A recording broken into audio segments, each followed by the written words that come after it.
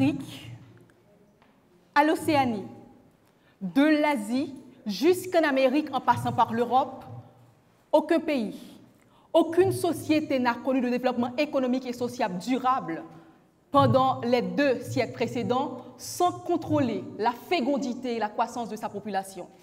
Ce qu'a dit le démographe Michel Garenne dans son ouvrage sur la fécondité paru en 2002. Honorable président du jury, mesdames, messieurs les jurés, très chers compétiteurs, mesdames, messieurs, nous voilà aujourd'hui réunis autour d'un débat dont l'étendue dépasse les frontières et les époques. Le contrôle étatique des naissances. Pour éviter tout malentendu, le contrôle des naissances peut être défini comme l'ensemble des politiques gouvernementales nationales ou étatiques visant à maîtriser le taux de fécondité dans un pays, de réguler le nombre de naissances, et ceci en fonction d'un pays, en fonction des besoins d'un pays. Il y a plusieurs types de politiques nationales. Certaines visent à augmenter la population, comme Hongrie, d'autres à le réduire, comme l'Inde. Mesdames, messieurs les jurés, quel État soucieux du bien-être de sa population, conscient de ses devoirs envers son peuple, n'a pas développé une politique de contrôle de naissance? Car il est important de préciser que la naissance d'un enfant donne lieu à des obligations tant pour les parents que pour l'État. La naissance d'un enfant impose de lourdes responsabilités, car on doit tout préparer pour son épanouissement. Et comme l'État a le devoir d'assurer le bien-être des enfants, il a donc l'impérieuse obligation de faire des planifications, car on ne saurait diriger la cité par improvisation. Et sur ce, j'opte pour le contrôle étatique des naissances en Haïti. Et les arguments que je vais développer pour soutenir ma position vont être élaborés à partir du droit, de l'écologie, de la démographie, de l'économie, des statistiques, pour ne citer que cela.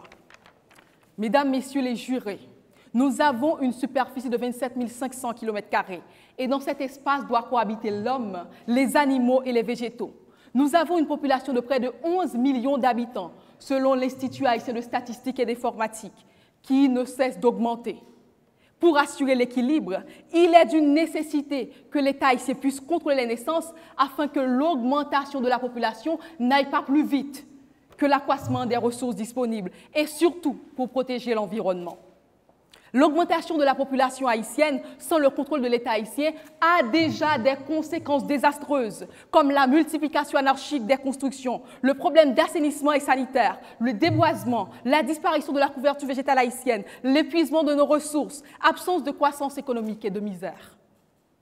Il est dit, mesdames, messieurs, à l'article 25 de la Déclaration universelle des droits de l'homme, que toute personne a droit à un niveau de vie suffisant pour assurer sa santé et son bien-être et ceux de sa famille, notamment pour l'alimentation, l'habillement, le logement, les soins sociaux ainsi que les services sociaux nécessaires. Mesdames, messieurs les jurés, avec le salaire minimum le plus bas de la Caraïbe, évalué à moins de 3 $, avec le taux de chômage le plus poussé de l'Amérique, 50,66% selon la Banque mondiale, avec le taux d'analphabétisme le plus élevé de l'Amérique, avoisinant à 40% pour la catégorie d'âge de 15 à 65 ans, selon l'Institut haïtien de statistique et d'informatique, avec l'un des systèmes sanitaires le plus inefficace du monde, selon l'Organisation mondiale de la santé. Comment ne pas opter pour un contrôle étatique de naissance en Haïti? Car plus de naissances nécessitent plus de besoins et donc moins de moyens, ce qui implique pour Haïti plus de précarité, plus de misère, plus de pauvreté, de crasse et de promiscuité. Y a-t-il d'exemples plus vivants que les bidonvilles qui pilulent à travers le pays? Mesdames, messieurs les membres du jury, le contrôle étatique des naissances est un acte d'État responsable. Selon les résultats de l'enquête mortalité, morbidité et utilisation de services réalisés par l'Institut haïtien de statistique et d'informatique en 2012, 20% d'enfants ne sont enregistrés dans le service d'état civil. 30% d'enfants ne disposent aucun certificat de naissance. Alors qu'il est dit dans la Convention des droits de l'enfant que chaque enfant a droit à un nom, à une nationalité, une identité. En Haïti, l'État ignore l'existence d'une bonne tranche de sa population. Cette situation prive ces personnes de leurs droits fondamentaux et risque d'être condamnées à l'exclusion tout au cours de leur vie dans la société. car un enfant ne disposant pas de date de naissance peut se trouver privé d'accès au système éducatif, aux soins sanitaires, à la participation sociale, à la protection, à l'enregistrement, car l'enregistrement de naissance est obligatoire au regard du Code civil haïtien. Voilà ce qui arrive lorsqu'un État ne contrôle pas les naissances sur son territoire. Alors que plusieurs pays dans l'Amérique latine, comme Cuba, Guatemala, Panama, Uruguay, ont un enregistrement complet de naissance, d'après la division de population des États-Unis. Si un État arrive à ignorer même l'existence d'une partie de sa population, comment pourra-t-il garantir les droits fondamentaux? Comment pourra-t-il fournir les services nécessaires? Mesdames, Messieurs les membres du jury, la naissance incontrôlée en Haïti donne inéluctablement lieu à des inégalités criantes, comme des inégalités sociales, des inégalités de chance, des inégalités de la répartition des richesses et des inégalités de soins à l'accès aux services de base. L'absence de planification étatique en Haïti apparaît comme particulièrement irresponsable. Certains vont évoquer la liberté individuelle quand il est question de contrôle étatique. Mais écoutez-moi bien, mesdames, messieurs. Selon une étude du ministère de la Santé publique et de la population en 2018 sur la santé et éducation sexuelle des adolescents et des jeunes au lien aux normes sociales en Haïti, 42% des adolescentes de 15 à 19 ans sont mères. 42%, 15 à 19 ans. Alors ces enfants mères, avaient-elles le plaisir, le désir, l'envie d'être maman? Savez-vous le nombre de fois qu'elles ont tenté à avorter? Sont-elles vraiment libres? Je peux vous assurer que ces adolescentes n'avaient pas pour objectif d'être tombées enceintes. Elles voulaient uniquement jouir de la sexualité et la grossesse n'est qu'un accident de parcours. Ce que vous appelez la liberté, mesdames, messieurs, c'est de l'irresponsabilité, c'est de la négligence ou encore de l'ignorance. Sur ce, Margaret Sanger, meneuse de mouvements de contrôle de naissance aux États-Unis depuis 1914, a dit, et je cite, « Aucune femme ne maîtrisant sa fécondité, ne savant quand elle peut tomber enceinte, portant un enfant sans le vouloir, n'est libre. » Doit-on accepter que la société paye la conséquence des irresponsabilités de certaines personnes de la communauté? L'État doit agir pour permettre à toutes les femmes d'être tombées enceintes quand elles le veulent vraiment, quand elles peuvent. Et dans ce sens, il doit contrôler les naissances, limiter le nombre de grossesses non désirées et faciliter l'accès aux divers moyens contraceptifs. Plusieurs pays ont connu le progrès avec le contrôle de naissance. Nous pouvons citer la Chine, qui est devenue l'une des plus grandes puissances économiques mondiales avec sa politique d'enfance unique de 1973 à 2015. Il y a également la France, l'Allemagne, les États-Unis, Cuba et tant d'autres. Le contrôle de naissance est une obligation pour Haïti afin de s'assurer du bien-être de la population et le développement durable, puisque le contrôle des naissances conditionne tout le cycle de vie de l'individu ainsi que son inclusion dans la société. Le contrôle de naissance permettra à un État de garantir divers droits fondamentaux.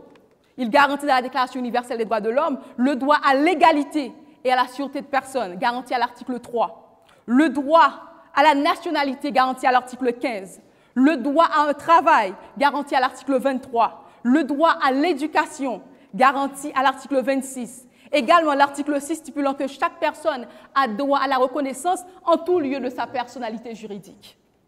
Mesdames, Messieurs les jurés, toute politique publique dont les efforts vont dans le sens de réguler le nombre de naissances a des conséquences positives sur l'équilibre entre population et environnement, ainsi que les dimensions sociales et psychologiques, bonheur, paix, prospérité, sécurité, ce qu'Haïti a grandement besoin.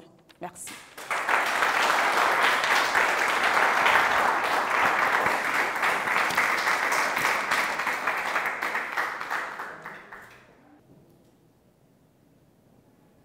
Castration, vasectomie, stérilisation forcée, avortement involontaire, telles ont été les politiques publiques menées par certains États, dont ma collègue a si bien cité, tels que la Chine, l'Inde, le Japon, la France. De 1940 à 2015, mesdames et messieurs, de nombreux pays ont prétendu vouloir défendre le progrès économique et social. Un progrès économique et social à l'encontre des libertés et droits fondamentaux que dispose chaque citoyen et citoyenne. Sur ce, membres du jury, mesdames et messieurs, je m'oppose catégoriquement au contrôle étatique des naissances. Qu'il plaise au jury de considérer in limine litis, une question préjudicielle au droit à la vie de chaque citoyen. Mesdames et messieurs, au nom du contrôle étatique des naissances, les pays qui ont prétendu vouloir progresser ont mis en péril, en danger, la vie de leurs citoyens, des citoyens qu'ils étaient appelés à protéger, à garantir leur liberté. En 1975, l'Inde, 20 ans après son indépendance, a mené une vaste campagne de stérilisation forcée. Une campagne qui a conduit à la chute du gouvernement d'Indira Gandhi parce que la population ne pouvait plus supporter ce genre d'atrocité. Le Japon a également connu une situation pareille. Je me rappelle qu'un article publié le 24 avril 2019 sur le site Le Figaro, il est dit que le gouvernement japonais allait indemniser 16 500 femmes qui ont victimes durant leur jeunesse de stérilisation et d'avortement forcé, une atteinte au droit à la vie, une atteinte à la liberté et à l'intégrité physique, sexuelle et psychique des femmes. 16 500 femmes qui ont voulu mettre au monde un enfant. 16 500 femmes qui ont été contraintes d'avorter sans leur consentement. La Chine également, en 1979, j'ai entendu dire que la loi de l'enfant unique, adoptée par Deng Xiaoping, le successeur de Mao Tse-tung, a permis le développement. Je vais vous dire ce que cette loi a permis, mesdames et messieurs. La loi de l'enfant unique. Une famille n'avait droit qu'à un enfant. Et pour vous rappeler, pour vous remettre sur le chemin du droit, je dois vous dire que l'enfant unique préconisé était les bébés de sexe masculin. Donc, l'État chinois n'a fait que creuser davantage l'inégalité entre les femmes et les hommes. Aujourd'hui, l'État chinois compte environ 30 millions d'hommes de plus que les femmes, si bien qu'à partir de 2015, on a été obligé de développer des poupées sexuelles, parce que les hommes ne trouvent pas de femmes. On a été obligé de développer des poupées sexuelles. Donc, essayez d'imaginer, vous, dans une position quelconque, avec une poupée. Messieurs, dites-moi quelle position vous allez adopter. C'est une atteinte à l'honneur et à l'intégrité des femmes. Si une femme, entre 1979 et 2015 en Chine, était enceinte d'un bébé de sexe féminin, elle était obligée d'avorter parce qu'on a préconisé, on a priorisé les bébés de sexe masculin. La Convention de Belém do Pará, dite Convention interaméricaine, qui protège les femmes contre les violences, définit les violences comme étant tout acte portant atteinte à la vie, à l'intégrité physique, psychique et sexuelle des femmes. Le contrôle étatique des naissances ne fait que porter atteinte aux droits des femmes surtout. C'est pourquoi, mesdames et messieurs, aujourd'hui, je plaide contre le contrôle étatique des naissances, car elle constitue un embâche à l'épanouissement des droits des femmes. Pas seulement des femmes, des hommes aussi, puisque les hommes ont été châtrés comme on le fait avec des chiens, sans leur demander leur consentement. Donc, essayez d'imaginer un homme qui se fait enlever ses 2 testicules. C'est atroce. Le bilan du contrôle étatique des naissances est effrayant. Les statistiques sont assassines. Je ne vois pas comment un défenseur des droits humains peut défendre une telle pratique. Des défenseurs qui leur adresse et leur dextérité n'ont d'égal que leur mépris pour le respect des droits humains. Mesdames et messieurs, il est dit dans l'article 4 de la Convention américaine relative aux droits de l'homme que nul ne peut porter atteinte au droit à la vie. Le droit à la vie doit être protégé dès la conception. Donc, du moment même que le spermatozoïde a rencontré l'ovule, a fécondé, on est en droit de dire qu'il y a une personne, étant donné que on doit protéger la vie dès la conception. Plusieurs milliers de femmes ont été obligées d'avorter. De ce fait, plusieurs milliers d'enfants qui aujourd'hui seraient des défenseurs de l'humanité, qui aujourd'hui seraient utiles à l'humanité, ont été détruits. De plus, à l'article 7 du Pacte international relatif aux droits civils et politiques, on préconise, les États préconisent qu'il faut du consentement de la personne pour une expérience médicale, thérapeutique et scientifique sur leur corps. Mais les États chinois, les États japonais, les États indiens n'ont pas demandé aux gens leur consentement. Les gens n'ont pas consenti à ces pratiques, mesdames et messieurs. On dit que les pays développés aujourd'hui sont les pays qui ont contrôlé les naissances. Les pays développés aujourd'hui sont les pays qui ont violé les droits humains. Tout comme la majorité des pays d'aujourd'hui qui sont développés sont les pays qui autrefois ont défendu l'esclavage. Mesdames et messieurs, on ne pourrait prétendre développer un pays sous la base de violation de droits humains. Ce n'est pas une question d'individualisme. Ce n'est pas une question de liberté individuelle. C'est une question de respect des droits et libertés fondamentaux auxquels l'État a juré de défendre le respect. Il y a d'autres moyens de susciter le progrès économique et social. Ce n'est pas tout simplement à travers la limitation de la croissance démographique. Des pays comme la Corée du Sud n'ont pas eu besoin de pratiquer de telles atrocités pour favoriser leur développement.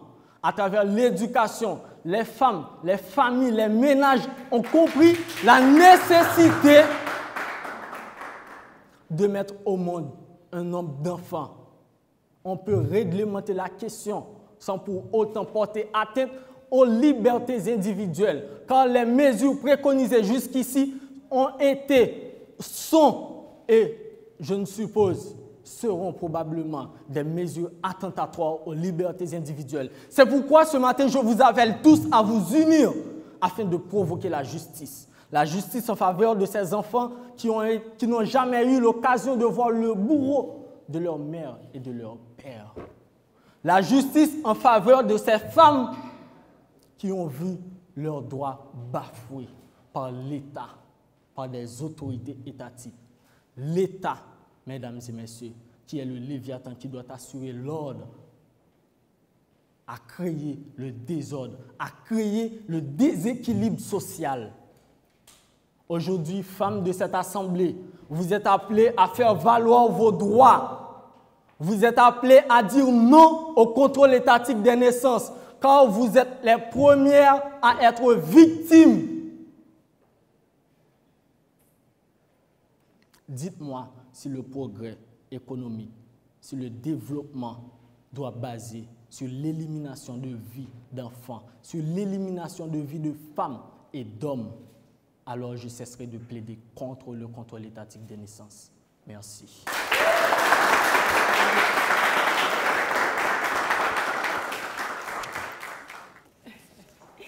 Honorable président du jury, je suis enchantée d'entendre la partie adverse parler pour le contrôle effectivement de naissance. Parce qu'il a dit, par l'éducation, l'État peut contrôler. Donc, il a donné un moyen pour l'État de contrôler les naissances.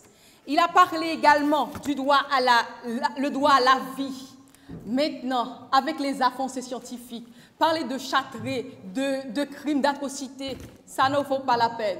Le fait pour moi, le fait pour lui d'utiliser un préservatif Et le fait pour moi de prendre une pilule le lendemain, ça n'a rien à voir avec le droit à la vie. On veut tout simplement empêcher que le ballon ne franchisse pas le camp. Et donc, éviter une grossesse non désirée. La partie adverse a parlé de la liberté individuelle. Peut-on accepter qu'au nom de la liberté individuelle, qu'une personne met en péril ou hypothèque tout l'avenir d'un pays? Mesdames, Messieurs les membres du jury, nous avons oublié que l'intérêt général porte sur l'intérêt particulier. Mesdames, Messieurs les membres du jury, la partie adverse a également parlé des atrocités qui ont eu lieu durant les diverses années en Chine, en Inde. Même maintenant, est-ce que Haïti n'a pas besoin qu'il y ait un contrôle de naissance? Accepter qu'il n'y ait pas de contrôle de naissance en Haïti, c'est accepter qu'il y ait des enfants qui sont nés sans la connaissance, sans être reconnus par l'État haïtien. Accepter qu'il n'y ait pas de contrôle de naissance en Haïti, c'est d'accepter qu'il y ait beaucoup d'enfants qui sont analphabétisés. Accepter qu'il n'y ait pas de contrôle de naissance en Haïti, c'est accepter que les droits des enfants ne soient pas respectés. Accepter qu'il n'y ait pas de contrôle de naissance en Haïti, c'est accepter que les enfants soient exclus tout au long de leur vie au sein de la société. Bien sûr, l'État doit contrôler les naissances en Haïti. Parce que lorsqu'il y a beaucoup d'enfants dans la rue, lorsqu'il y a des enfants en mendicité, des enfants en domesticité, on va demander où est l'État. Et on va se questionner où est l'Institut de bien-être social et de recherche, où est l'Office de protection des citoyens, où est Brigade de protection de mineurs. Et donc, l'État doit assumer ses responsabilités, doit donc contrôler les naissances. Contrôler les naissances ne veut pas dire automatiquement empêcher les naissances, ce que la partie adverse n'a pas su comprendre. Contrôler les naissances veut dire on voit l'état actuel, le nombre d'enfants, donc on va voir si à partir d'une politique qu'on doit augmenter la population ou encore diminuer la population. C'est une nuance à faire. Vous avez parlé également de contrôle de naissance, d'atrocité, de mal à la société, de droits de la femme. Moi, comme femme, je suis pour le contrôle de naissance. Et vous ne pouvez pas parler au nom de toutes les femmes. Vous ne pouvez pas parler au nom des femmes. Vous parlez d'atrocités des atrocités qui ont eu lieu pendant la période. Moi, je suis pour le contrôle étatique des naissances. Parce que lorsqu'il y a beaucoup d'enfants dans la rue qui ne sont pas alphabétisés, on ne va pas dire la fille de Jacques, le fils de un tel n'a pas été à l'école. On va dire de manière globale le taux d'analphabétisme en Haïti. Quand il y a beaucoup de personnes qui n'ont pas de travail, on ne va pas dire un tel ne travaille pas, on va dire le taux de chômage en Haïti. On va dire le taux d'abandon scolaire en Haïti. On va dire le taux de précarité en Haïti. Et c'est à partir de ces indicateurs qu'on va évaluer Haïti sur la même liste que tous les autres pays du monde. Et c'est à partir de ces indicateurs qu'Haïti sera classé au même rang que tous les autres pays du monde. Lorsque l'État haïtien est mal classé, ce n'est pas la partie adverse qui est mal classée, mais c'est l'État haïtien qui est mis en cause. Étant donné que c'est l'État haïtien qui est mis en cause, il a donc l'impérieuse obligation, je le redis, de contrôler les naissances pour assurer le bien-être de sa population, pour assurer les droits fondamentaux de sa population et pour assurer les services de base. Merci.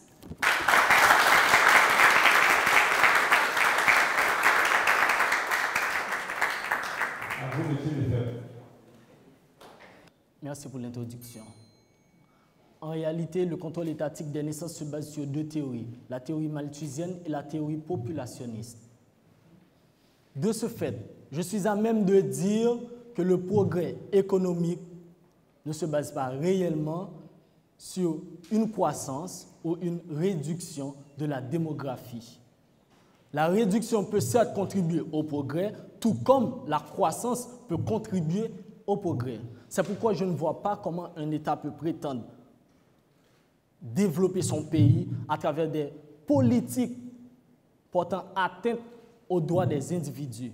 Les pays aujourd'hui qui incitent les gens à mettre au monde des enfants sont ceux qui ont interdit aux gens de mettre des enfants au monde.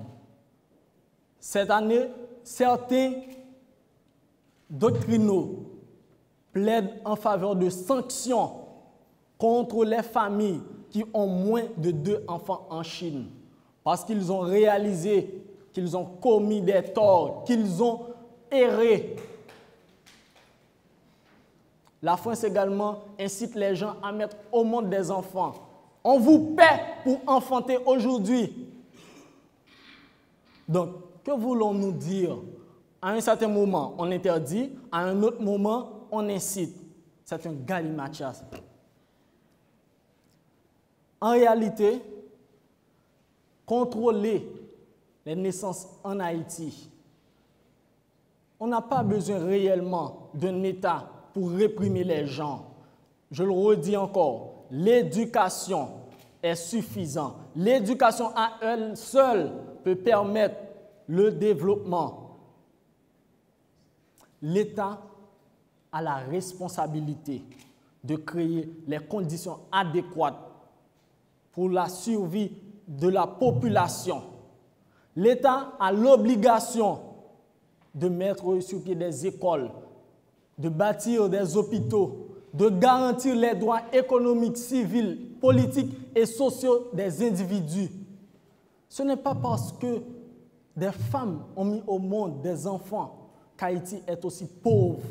C'est parce que l'État n'a jamais endossé ses responsabilités. L'État n'a jamais endossé ses responsabilités. Et ce n'est pas en contrôlant les naissances qu'il va permettre le progrès d'Haïti. C'est en endossant toutes ces responsabilités, tous ces engagements pris à l'échelle internationale. On a réduit notre liberté pour faire de l'État le Léviathan qui doit assurer l'ordre dans la société. L'ordre doit être assuré à travers l'éducation. J'aimerais vous rappeler une chose. Pour des femmes qui jouissent de leurs droits dans une société, il faut des hommes émancipés. Sans des hommes qui ne respectent pas les femmes ne pourront jamais jouir de leurs droits. À ce titre, je suis en droit de défendre les femmes. À ce titre, je crois qu'il y a de nombreux d'entre nous qui sont également des hommes émancipés. Il faut des hommes émancipés comme moi, comme vous, pour défendre les droits des femmes. Et défendre les droits des femmes revient à dire qu'il faut permettre aux femmes d'être éduquées. Car l'inégalité entre les femmes et les hommes, c'est tout simplement une question d'économie, une question d'éducation. C'est parce que les femmes dépendent économiquement des hommes. C'est parce qu'elles ne sont pas assez éduquées qu'il y a cette inégalité. Pour revenir à la question du contrôle étatique des naissances, il faut éduquer tant les hommes que les femmes. Mesdames et messieurs, merci.